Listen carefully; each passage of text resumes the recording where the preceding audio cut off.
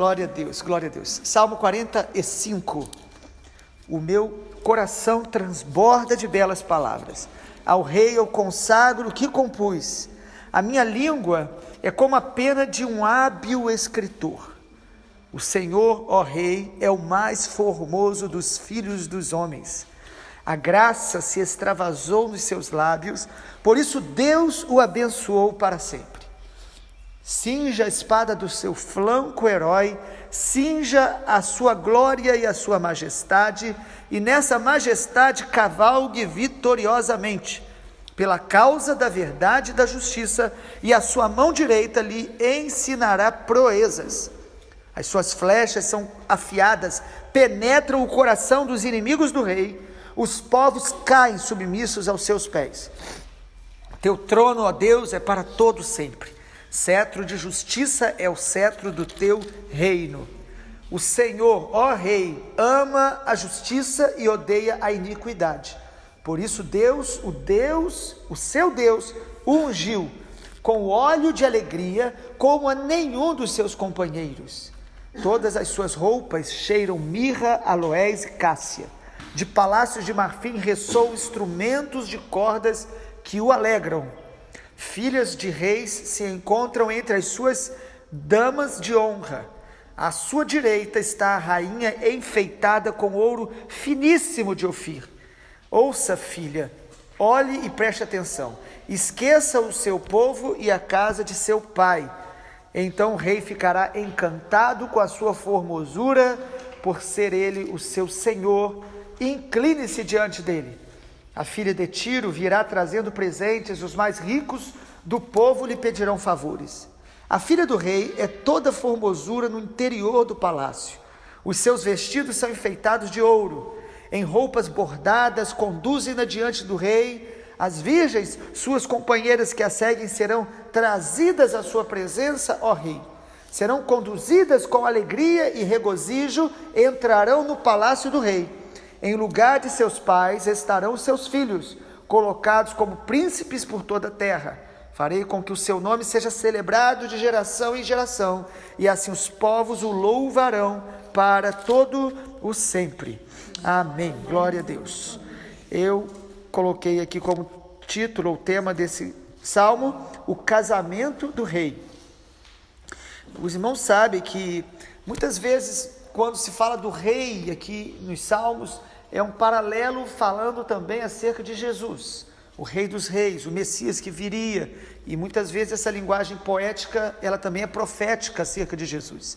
E no Salmo 45, o salmista começa louvando a Deus pela grandeza do Senhor, pela beleza do Senhor e pelo casamento do Senhor com a sua noiva, ou o casamento do rei com a sua noiva. Então, primeiro eu quero falar um pouco sobre o que o Salmo coloca sobre o rei. Primeiro ele diz que o rei é formoso. É tremenda essa expressão no versículo 2, ele fala, o Senhor, ó rei, é o mais formoso dos filhos dos homens. No versículo 1 ele diz, o meu coração transborda de louvor, eu estou adorando a Deus, porque ele é formoso, a beleza do Senhor. É algo que a Bíblia, ela coloca de várias maneiras. E a beleza do Senhor não tem a ver com uma beleza simplesmente externa, mas é a beleza do seu caráter, a beleza do resplendor da sua glória. Quando Isaías fala acerca de Jesus, ele diz, beleza nenhuma víamos nele, no sentido dessa beleza natural que o homem procura, mas havia a beleza da sua glória, das suas palavras. As pessoas vinham a Jesus e ficavam impressionadas com a beleza de Deus, através do seu Filho, que se fez homem, mas que manifestou a glória de Deus através da sua vida. Então o nosso Senhor, ele é formoso, mais formoso do que qualquer outro ser, experiência, sentimento que nós podemos ter. Ele é o mais formoso. O versículo 2 fala aí sobre esse resplendor dele, da sua glória. E aí, em segundo lugar, não só o salmista louva o rei pela sua formosura, mas também pelas suas palavras. No versículo 2 ele fala, a graça se extravasou dos seus lábios, por isso o Senhor o abençoou para sempre. A Bíblia então vai mostrar como que o nosso Deus, a sua palavra, a sua voz é poderosa, a sua palavra nos cura, a sua palavra nos edifica, a sua palavra nos fortalece.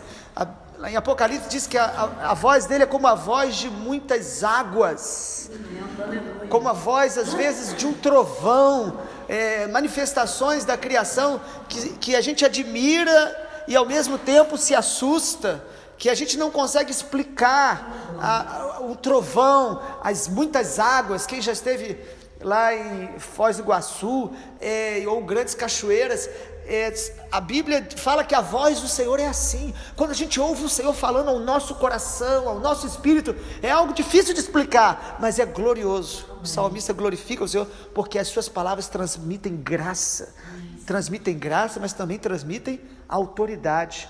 Isso é interessante. O versículo 3, ele fala: cinja a espada do seu flanco, herói, cinja a sua glória e a sua majestade. A palavra de Deus, ela, ao mesmo tempo que ela traz consolo, graça, ela também é uma palavra forte, que traz autoridade, que nos traz temor. Terceiro, o salmista também exalta o rei, glorifica o rei pelos seus princípios, pelos valores que ele defende, que ele manifesta. No versículo 4 ele fala, cinja a sua espada, mas no versículo 3 ele diz isso, e no versículo 4 o salmista diz: nessa majestade cavalgue vitoriosamente pela causa da verdade e da justiça. Ou seja, Deus, ele não luta simplesmente por lutar, mas ele luta pelos valores dele, pelos princípios da verdade e da justiça. O salmista glorifica o Senhor porque ele é o Deus de toda verdade e da justiça. O Senhor ama a verdade. O Senhor, ele é a verdade. Jesus falou: eu sou o caminho, a verdade e a vida. Então o salmista exalta o Senhor por isso. Quarto lugar, o rei também é descrito como o poderoso ou aquele que é soberano, que tem todo o poder. Versículo 5: as suas flechas são afiadas e penetram o coração dos inimigos do rei. Os povos caem submissos aos seus pés. O seu trono, ó Deus, é para sempre. O louvor então do salmista exalta o poder soberano de Deus, que vence os seus inimigos, que derrota os seus opositores e que governa sobre tudo e sobre todos. Sobre todas as situações, circunstâncias, o Senhor, ele governa. Nós precisamos glorificar a Deus pelo seu governo, pela sua soberania. Mesmo quando algumas coisas acontecem que nós não esperamos, que nós não gostamos, mas ele é soberano sobre tudo. Mais uma realidade que o salmista destaca do rei, que o faz louvar, é que o nosso Senhor, ele é um Deus alegre. O salmista glorifica o Senhor pela sua alegria. Às vezes nós temos a ideia de um Deus mal-humorado, de um Deus sério, mas o salmista não fala isso acerca do rei aqui, e que aponta para Jesus. E lá em Hebreus cita esse texto, versículo 15 do Salmo 45, diz que serão conduzidas com alegria e regozijo, entrarão no palácio do rei. Mas é interessante o versículo 7, falando do rei: o Senhor ama a justiça, odeia a iniquidade, por isso Deus, o seu Deus, o ungiu com óleo de alegria, como a de nenhum dos seus companheiros. O texto está dizendo que quanto mais então nós amarmos a justiça de Deus, amarmos a vontade de Deus, mais o óleo de alegria estará sobre a nossa vida. E o texto está falando sobre Jesus. O autor aos Hebreus cita esse texto falando sobre Jesus, que Jesus, ele recebeu óleo de alegria maior do que os seus companheiros. O nosso Deus é um Deus alegre.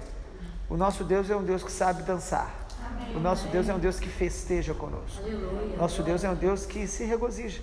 Na presença de Deus, a Bíblia diz que há plenitude de alegria. É fruto do Espírito se alegrar. E não é a alegria apenas de um momento, de alguma coisa boa que aconteceu. É a alegria fruto do Espírito. Uma natureza, a natureza de Deus que começa a inundar o nosso coração com a alegria da presença dele na nossa vida.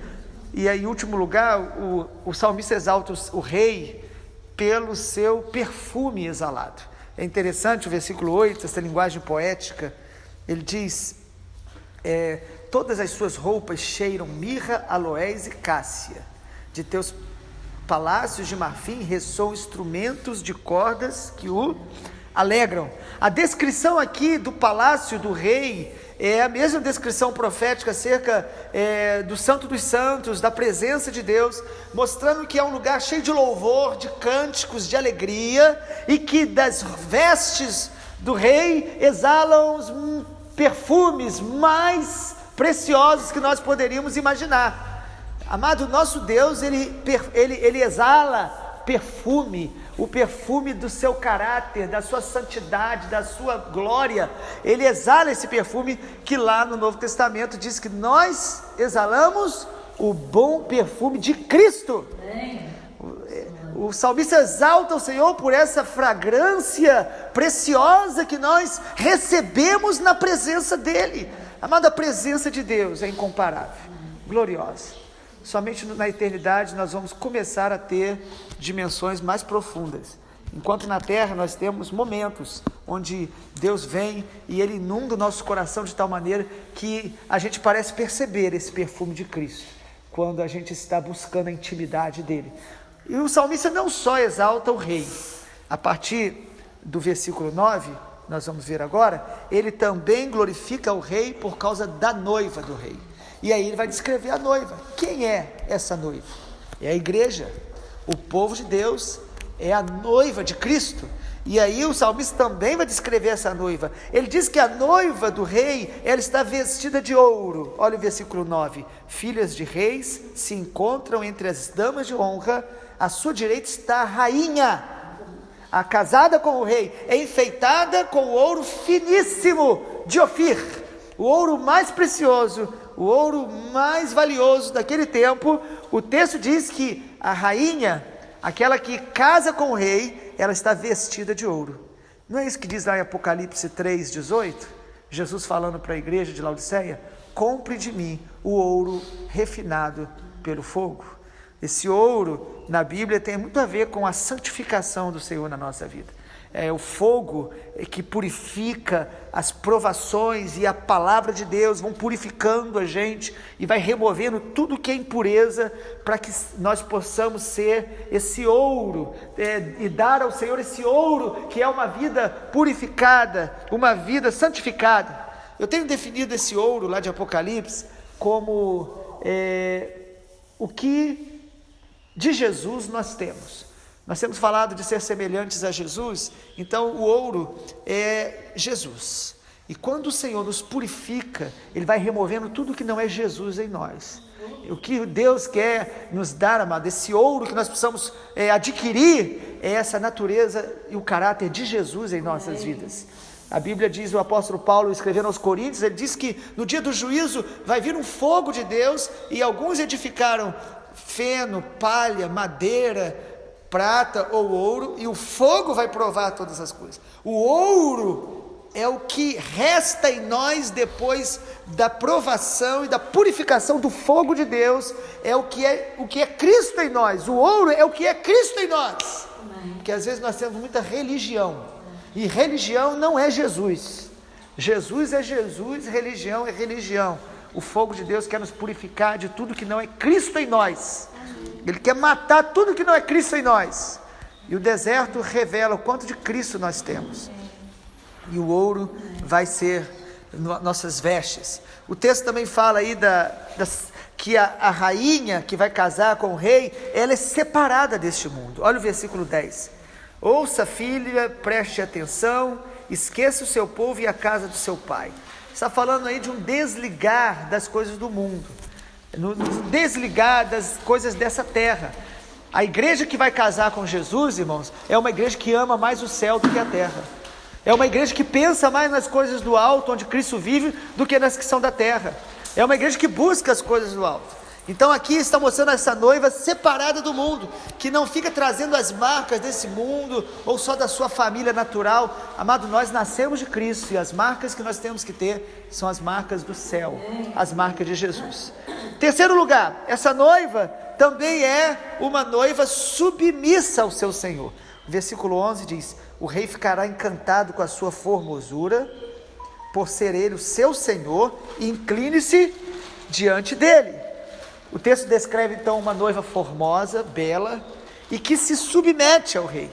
É interessante que antes o texto fala sobre os inimigos caindo sobre os pés do Senhor, o versículo 5. Agora a noiva não, a noiva, ela se rende a Jesus. É diferente. No dia da volta do Senhor, todos os joelhos se dobrarão, mas se dobrarão pela força da manifestação da glória de Deus. O povo de Deus, a noiva que vai casar com Jesus, são aqueles que hoje se rendem a Jesus, por amor a Ele, por reconhecer quem Ele é, por amor à presença dEle. Nós nos rendemos, nos submetemos ao seu tratamento, à sua vontade. A noiva que vai casar com Jesus, ela reconhece que Jesus é o Senhor. O texto diz isso, por reconhecer que Ele é o Senhor. No versículo 11, nós nos inclinamos diante dEle. A noiva também tem vestes formosas. Quando a gente olha uma noiva num casamento, né, fica todo mundo aguardando como vai ser o vestido dela. O texto fala das vestes da noiva de Cristo. Versículo 14: em roupas bordadas conduzem-na diante do rei. As virgens suas companheiras que a seguem serão trazidas à presença, ó rei. Como a Bíblia fala de roupa, de vestes, e eu não estou falando das vestes que a gente vê, não. A Bíblia fala muito das vestes espirituais. Lá em Zacarias fala que tinha um sumo sacerdote chamado Josué. Ele estava numa posição, numa função que Deus colocou extremamente importante, mas lá em Zacarias diz que as vestes deles estavam sujas por causa do pecado. E o texto lá diz que Satanás se opôs a ele, porque o pecado dá essa legalidade a Satanás. Mas Zacarias diz que o Senhor se colocou diante daquele sumo sacerdote Josué e removeu as vestes dele sujas e trouxe vestes limpas para ele. O Senhor quer nos dar vestes assim, vestes formosas, vestes puras, lavadas no sangue de Jesus, brancas, mais alvas do que a neve, lavadas no sangue de Jesus. É o que diz Apocalipse 19:8, que as vestes de linho da noiva são os seus atos de justiça. Ou seja, quando nós praticamos atos de justiça, nós estamos preservando as nossas vestes. Em Eclesiastes fala que nunca falte o óleo sobre a sua cabeça, e que suas vestes sejam sempre alvas, sempre lavadas, puras. As nossas roupas falam da nossa condição espiritual diante de Deus. Nós precisamos de vestes puras como noiva para o dia do casamento com Jesus, que Ele está voltando, amém? Mais duas coisas sobre a noiva. Em quinto lugar, o texto do Salmo 45 fala que a noiva é uma noiva alegre. É interessante, né? Nós falamos já do versículo 15: serão conduzidas com alegria e regozijo, entrarão no palácio do rei. Assim como o nosso rei é alegre, assim como a presença do nosso Senhor, ela transfere alegria, quem está na presença dele transborda de alegria. A noiva de Cristo é uma noiva alegre, e ela não está alegre só quando ela é abençoada ou quando ela sente alguma coisa gostosa no coração, não. Ela está alegre porque ela está em Cristo, porque ela tem o Espírito Santo, porque ela crê na palavra. Então há momentos que nós temos todos os motivos para não estar alegre, mas nós temos a alegria do Senhor, porque a alegria do Senhor, ela não depende do que eu sinto, ela é fruto da minha fé. Eu creio, por isso me alegro nele. Ainda que a figueira não floresça, nos currais não haja gado, o produto da oliveira minta, ainda assim eu me alegrarei no Senhor, no Deus da minha salvação. Ele faz os meus pés como da corça e me faz andar em lugares altos. Esta alegria nós precisamos resgatar na nossa cultura cristã, sobretudo ocidental, porque nós somos muito alegres nos cultos que as músicas nos animam, ou quando a gente é abençoado, ou quando nós estamos percebendo que as pessoas estão nos reconhecendo. Sinto te dizer, essa alegria é efêmera, passageira, e não é a alegria do Senhor plena. É uma alegria que Deus permite a gente ter, que é boa também, mas Deus vai nos levar a uma dimensão onde a nossa alegria não vai depender das circunstâncias, dos sentimentos, da opinião das pessoas, mas vai ser uma alegria profunda, genuína, verdadeira, porque é a alegria de quem crê, é a alegria da fé. Ou seja, você está doente, mas você está alegre. Você está passando por luta, mas você está alegre. Você está chorando, mas há uma alegria de Deus dentro do teu coração que te faz ser bênção para as pessoas e não ser uma pessoa mal-humorada, murmuradora e alguém ingrata porque você está passando momentos difíceis. Em último lugar, a noiva que vai casar com Jesus, o texto mostra a sua glória futura. Ela hoje, ela ainda é imperfeita, mas ela será gloriosa no futuro. Uma igreja triunfante, uma igreja que estará eternamente reinando com o noivo. Olha o versículo 16: em lugar de seus pais, os seus filhos serão colocados como príncipes por toda a terra. Está falando aí do reino de Deus, que virá de forma plena, porque ele já está em nós, mas virá na vinda de Jesus. Versículo 17: farei com que o seu nome seja celebrado de geração em geração, os povos o louvarão para todo sempre. O Salmo 45, então, ele conclui falando que esse casamento trará uma glória futura. Essa noiva reinará com o noivo. E essa noiva que hoje é imperfeita, está sendo amadurecida, da qual todos nós fazemos parte. Como em Efésios capítulo 5, Jesus está lavando, purificando, removendo as nossas manchas, rugas e máculas, mas nós seremos gloriosamente reconhecida em toda a eternidade. Na eternidade, nós viveremos casados com Jesus, como uma noiva casada, em aliança eterna, se regozijando com Ele. E o que é mais lindo é que o noivo se agrada da noiva, ele se alegra com a noiva, ele tem prazer na noiva. E a noiva está crescendo, mas o nosso rei, ele aprecia em cada estágio do nosso amadurecimento. Deus nos aprecia em cada estágio do nosso amadurecimento. Talvez você não esteja tão maduro como deveria ou gostaria, mas o Senhor está se alegrando e Ele está apreciando a gente na busca do nosso amadurecimento. Porque nós não podemos nos acostumar de ser imaturos. Nós precisamos continuar crescendo como noiva de Cristo, sendo aperfeiçoada pela palavra e pelo Espírito, para que a glória dele se manifeste em nós. Amém? Vamos orar? Pai, nós te louvamos porque o Senhor é o Rei dos Reis, o Senhor dos Senhores. Pai, nós te agradecemos porque o Senhor nos chamou para ser tua noiva, que vai casar com o Senhor na vinda do Senhor, que já tem uma aliança com o Senhor através do sangue de Jesus. Muito obrigado, Jesus, pela honra de sermos chamados filhos, sermos chamados servos, sermos chamados amigos e sermos chamados noiva, que vai estar com o Senhor eternamente. Eu oro nessa manhã que nós possamos ter vestes puras, possamos ter um coração puro, que nós possamos ter essas marcas, atributos da verdadeira noiva de Cristo, que está sendo aperfeiçoada, que está sendo lavada pela palavra. Deus, nós queremos ser essa noiva que se submete ao Senhor, que o Senhor remova de nós todas as manchas, rugas, as máculas e nos aperfeiçoe para Jesus. Assim oramos em nome de Jesus. Amém, Senhor. Amém.